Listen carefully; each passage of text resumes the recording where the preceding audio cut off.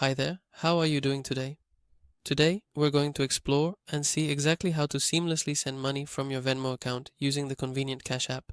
Well, this entire process is actually quite straightforward and pretty simple to follow. Just keep in mind that all you essentially need is the active debit card that is securely linked to your Venmo account, and you will then need to carefully add this specific card to your Cash App. So, precisely how are we going to accomplish this task?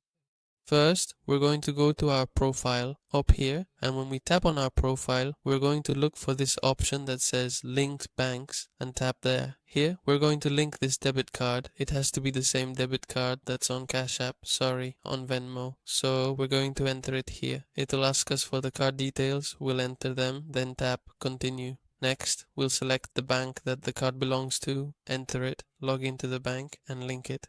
Once that's done, back in our profile, we're going to go to this button that says Cash App, and from there we can set up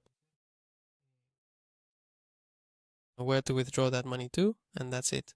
If this video helped you, please leave a comment and subscribe.